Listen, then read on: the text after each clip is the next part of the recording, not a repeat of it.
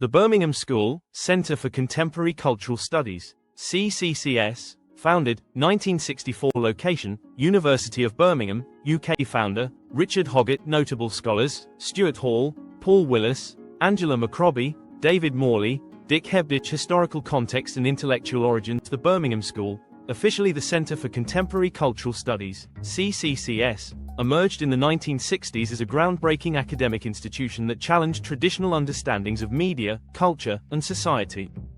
It became the birthplace of cultural studies as a formal academic discipline, blending Marxism, semiotics, feminism, post-colonial theory, and ethnography.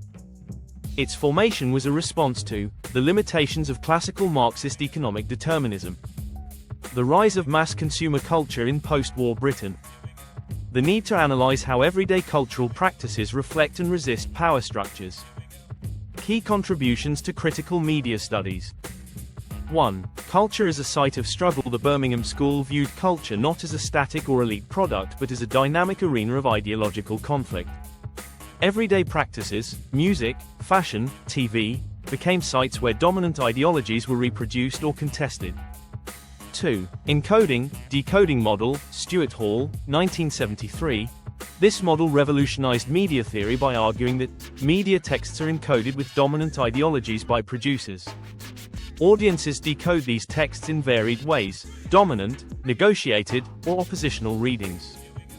This shifted the focus from media effects to audience interpretation and resistance. 3. Subcultures and resistance research like Dick Hebdige's Subculture, The Meaning of Style, 1979, showed how working-class youth used style to resist mainstream norms. These subcultures were symbolic rebellions against cultural hegemony.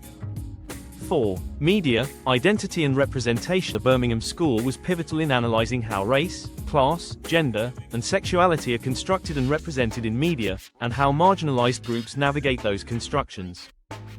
From Marx to meaning, a shift in emphasis. While still rooted in Marxist thought, the Birmingham School diverged from classical political economy approaches by emphasizing cultural meaning over economic determinism. Identity, language, and representation as key battlegrounds. Audience agency instead of passive reception. They acknowledged that power operates not only through ownership or production but also through symbolic control and consent. Legacy in critical media studies. The Birmingham School's influence is global.